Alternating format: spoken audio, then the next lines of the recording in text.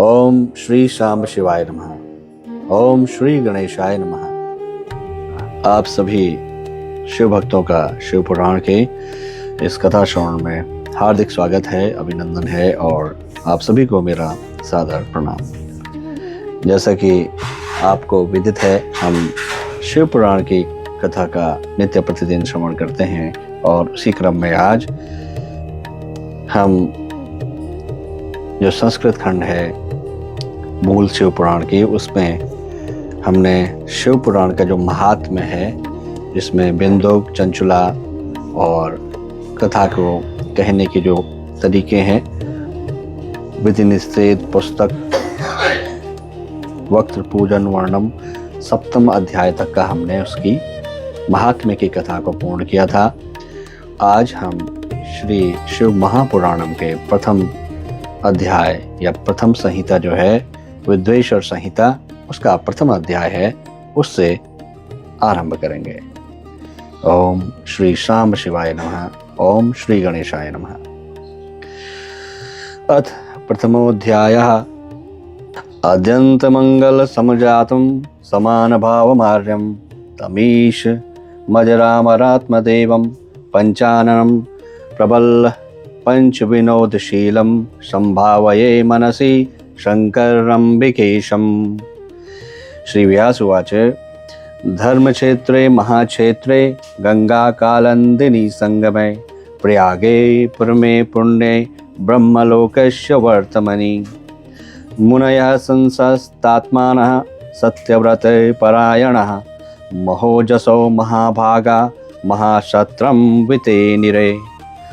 तत्र सत्रं समाकर्ण्यं व्यासशिष्यो महामुनिः आजगामं मुनिन दृष्टश्रुतं पौराणिकोत्तमः तं दृष्ट्वा श्रुतमायन्तं हर्षिता मुनयस्तदा चेतसा सुप्रसन्नेन पूजां चक्रुर्त या विधिः ततो विनयसंयुक्तः प्रोचुः साञ्जल्यश्च ते सुप्रसन्ना महात्मानः संस्तुति कृत्वा यथाविधि रोमहर्षण सर्वज्ञ भवान् वैभाग्य गौरवात् पुराण विद्यामखिलं व्यासातं प्रत्यर्थमीयवान् तस्मादाश्चर्यभूतानां कथानां त्वं हि भाजनं रत्नानां रुसाराणं रत्नाकर इवार्णवः यच्च भूतं च भव्यं च यच्चानन्दस्तु वर्तते न त्वयादिवितं किञ्चित् त्रिषु लोकेषु भिद्यते त्वं मदिष्टसादस्य दर्शनार्थमिकाहतः कुर्वनं किमपि नः श्रेयो न वृथा गन्तुमहर्षि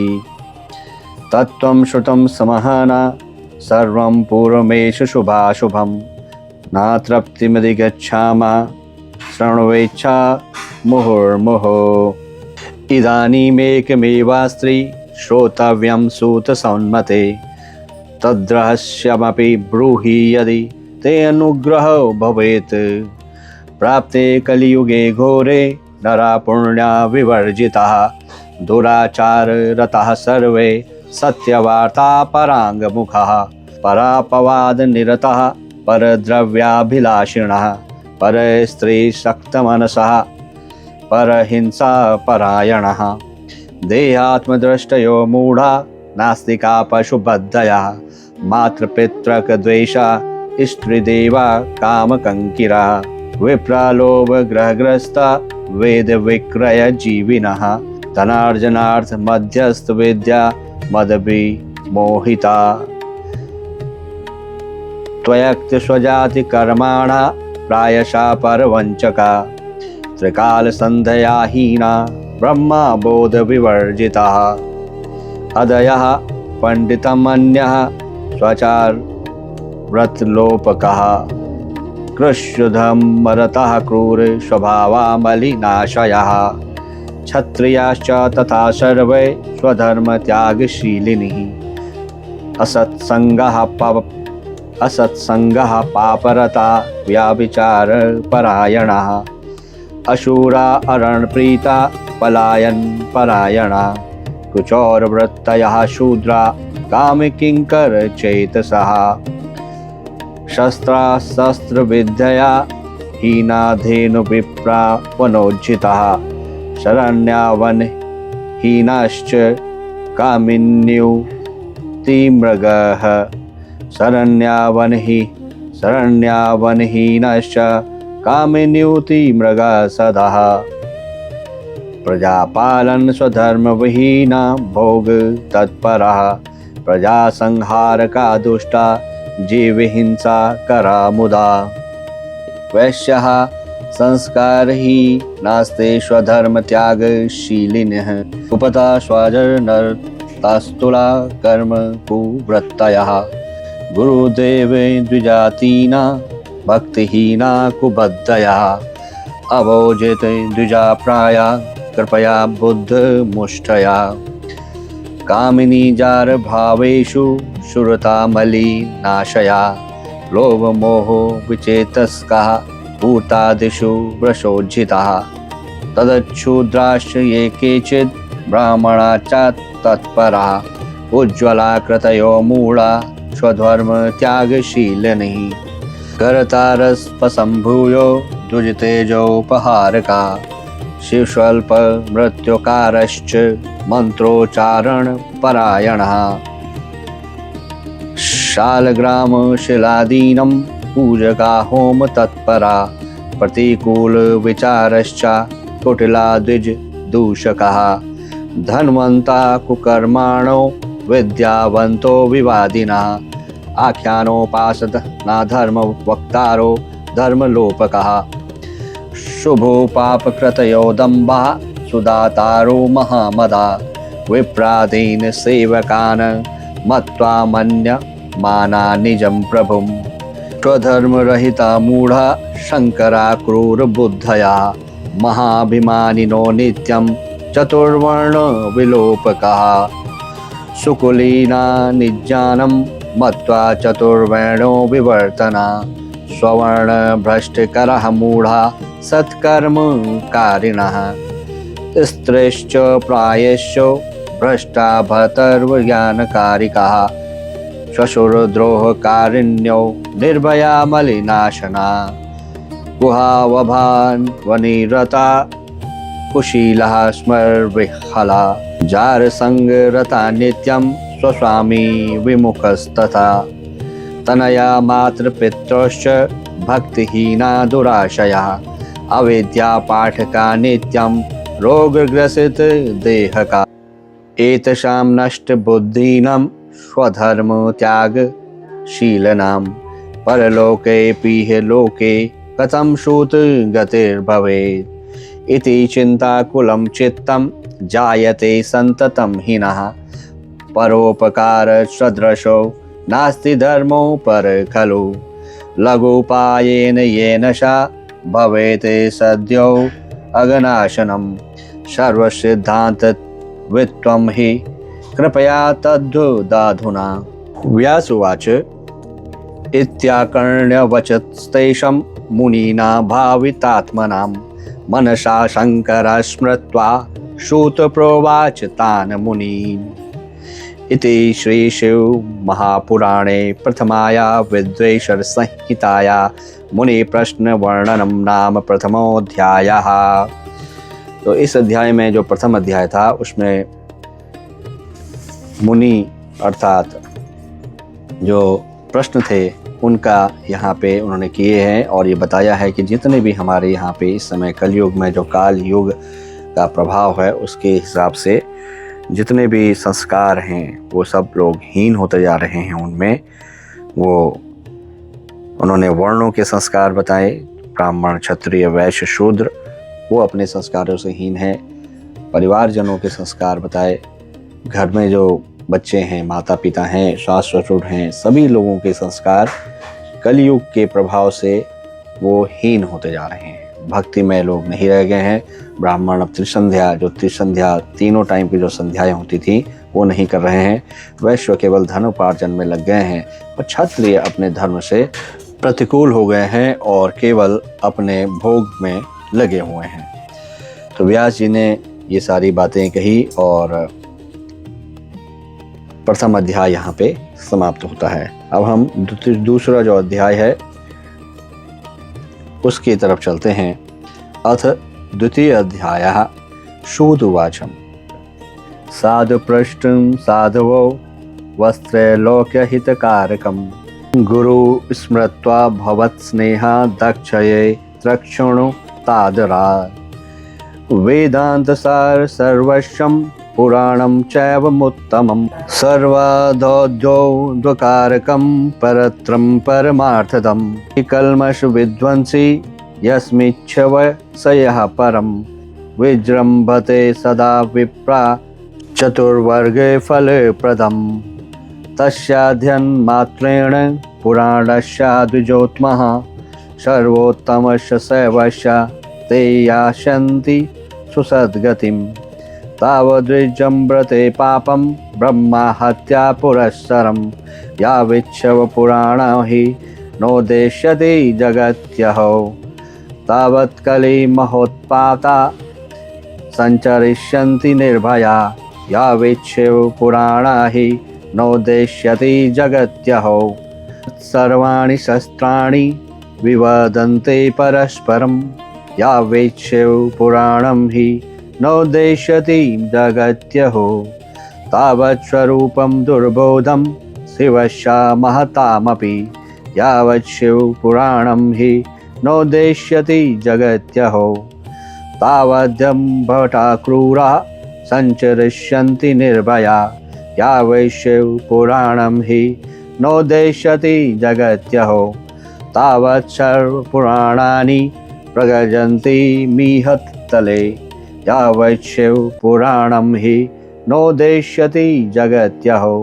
तावत् सर्वाणि तीर्थानि विवदन्ते महीतले यावत् शिव पुराणं हि नोदेष्यति जगत्यहो तावत् सर्वे मुद्रा मंत्रा विवदन्ते महीतले यावत् शिव पुराणं हि नोदेष्यति महीतले तावत् सर्वाणि क्षेत्राणि विवदन्ते महीतले यावत् शिव पुराणं हि नोदेष्यति महीतले तावत् सर्वाणि पीठानि विवदन्ते महीतले यावत् शिव पुराणं हि नोदेष्यति महीतले तावत् सर्वाणि दानानि विवदन्ते महीतले यावत् शिव पुराणं हि नोदेष्यति महीतले तावत् सर्वे च ते देवा विवदन्ते महीतले यावत् शिव पुराणं हि नोदेष्यति महीतले तावत् सर्वे च सिद्धान्ता विवदन्ते महीतले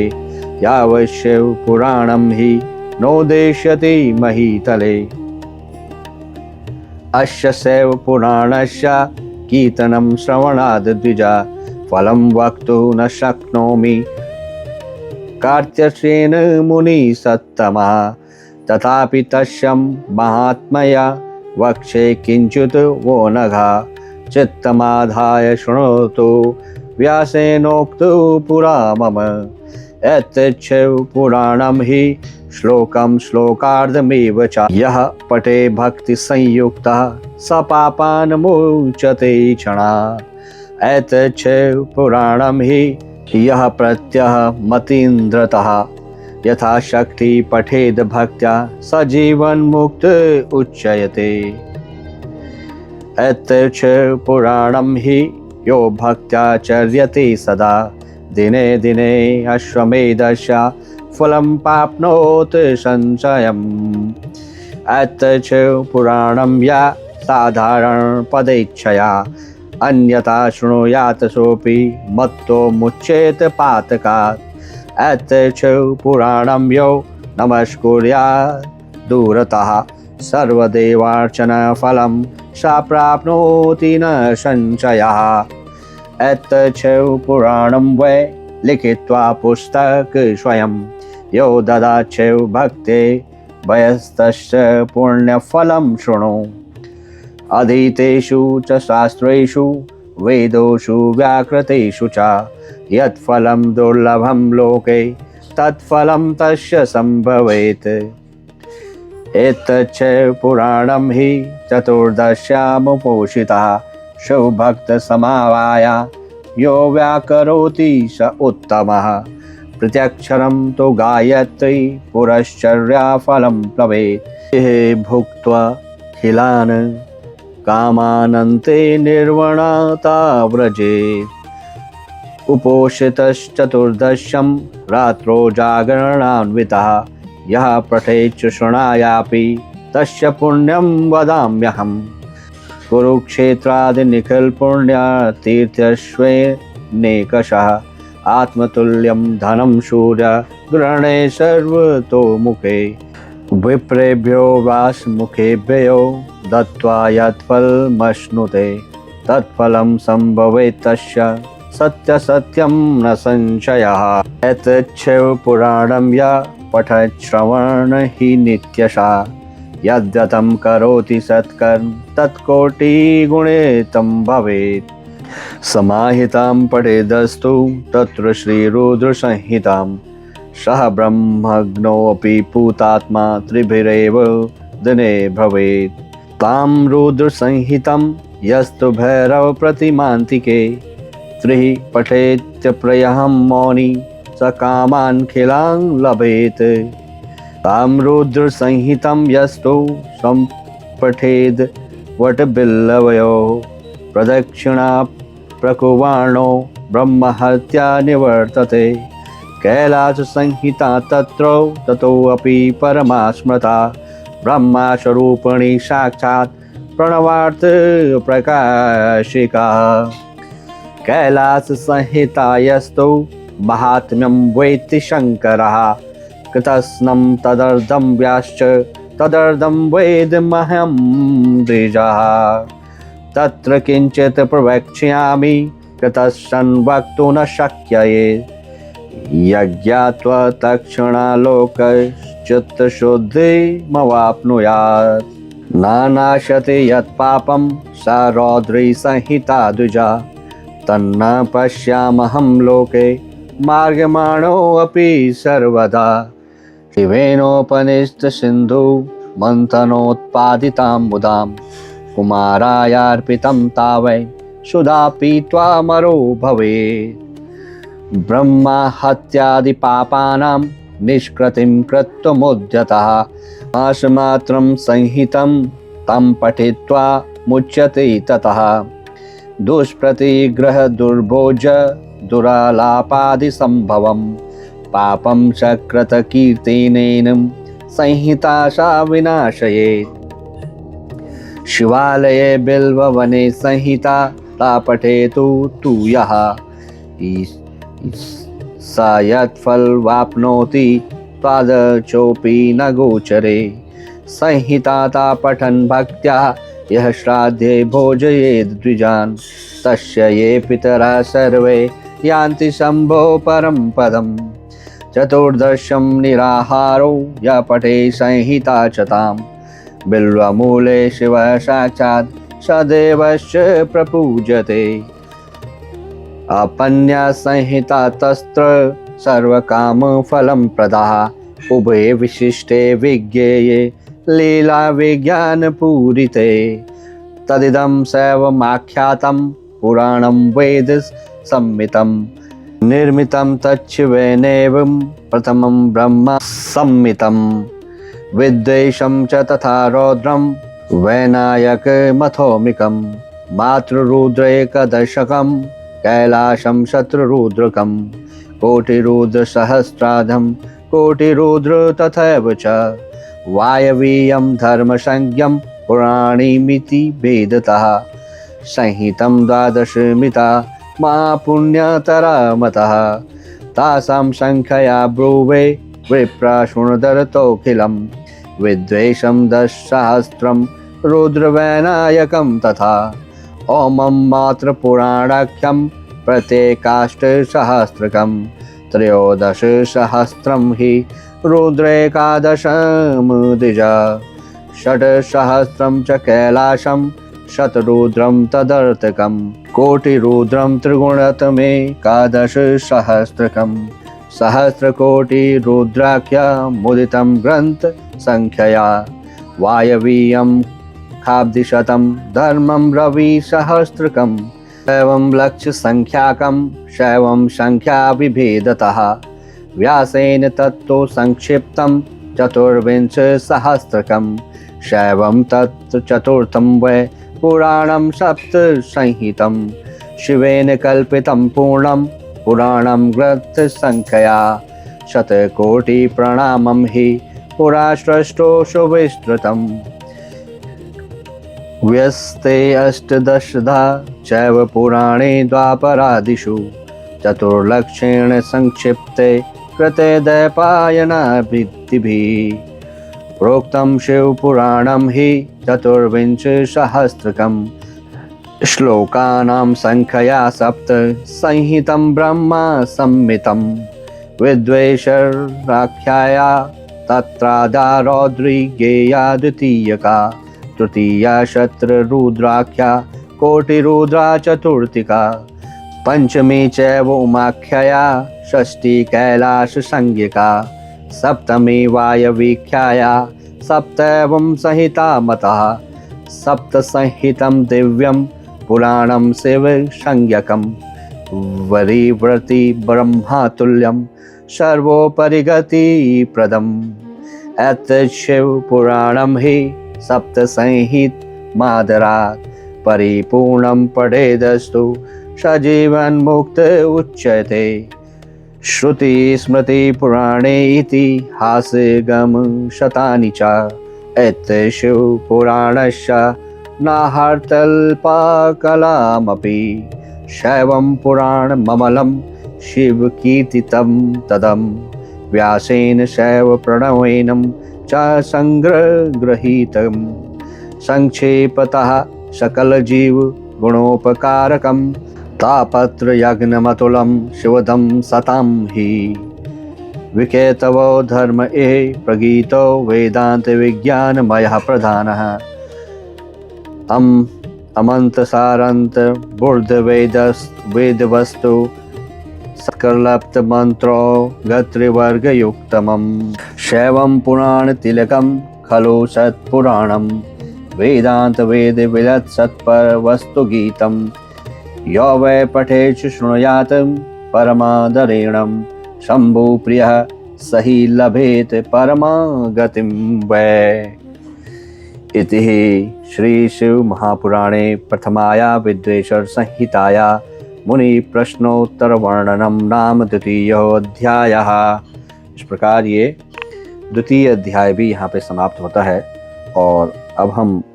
इसके आगे के जो अध्याय हैं उसकी कथा को जब हम पुनः कथा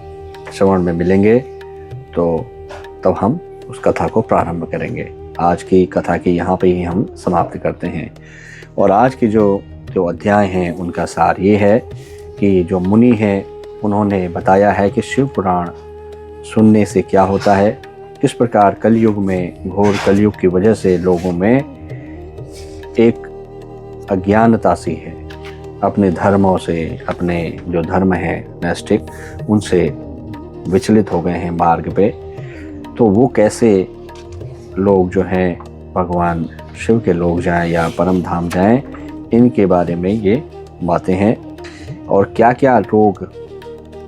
पाप करने वाले, कैसे कैसे लोग हैं जो केवल कथा मात्र सुनने से मात्र से ही वो सदगति को प्राप्त करते हैं, ये अवश्य संभव है और इसमें कोई संशय नहीं है। क्योंकि जो सूत जी थे उन्होंने ये सारी बातें बताई और व्यास जी उनसे कह रहे थे कि जब कलयुग आ जाएगा तो सब लोग पुण्य कर्मों से दूर रहेंगे, दुराचार में फंस जाएंगे और सबके सब सत्य भाषण से मुंह फेर लेंगे, दूसरों की निंदा में रहेंगे, दूसरों के धन का उपार्जन करने के लिए ही काम करेंगे। ब्राह्मण हैं जो वो लोभ रूपी ग्राहक के ग्रास बन जाएंगे, वेद बेचकर जीविका चलाएंगे, धन का उपार्जन करने के लिए ही विद्या का अभ्यास करेंगे और मद से मोहित रहेंगे, अपनी जाति के कर्म छोड़ देंगे। तो इसी प्रकार क्षत्रिय भी स्वधर्म का त्याग करेंगे, कुसंगी, पापी और व्याभिचारी होंगे। इसी प्रकार शूद्रों के बर्ताव है और इसी प्रकार वैश्यों के बारे में भी व्यास जी ने ये बात कही। तो उनको ये चिंता हुई कि ये इस कलयुग, जब इस प्रकार का घोर कलयुग होगा तो उसमें क्या होगा, और इनके पापों का ऐसा कोई उपाय है जिससे कि तत्काल नाश हो जाए। सूत जी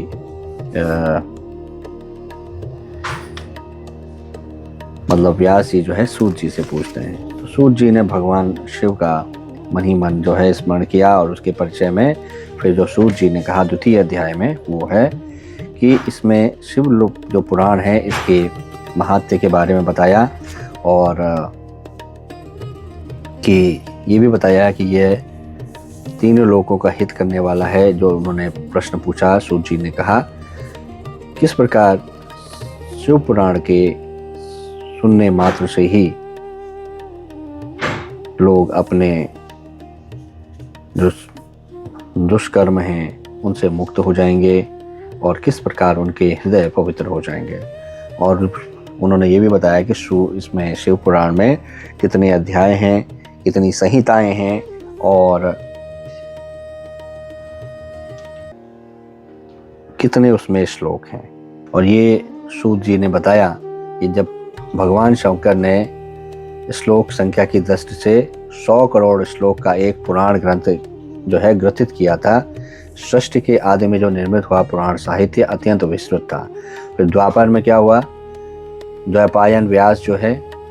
आदि महर्षियों ने जब उस पुराण का 18 भागों में विभाजित कर दिया, उस समय संपूर्ण पुराणों का संक्षिप्त स्वरूप केवल 4 लाख श्लोक का रह गया। उस समय उन्होंने शिव पुराण का 24,000 श्लोकों में प्रतिपादन किया, और यही इसके श्लोकों की संख्या है। तो ये शिव पुराण के बारे में है, और इसकी संहिताएं जो हैं वो मैं बता देता हूँ फिर से एक बार। पहली जो संहिता है उसका नाम है विद्वेश्वर संहिता, दूसरी रुद्र संहिता,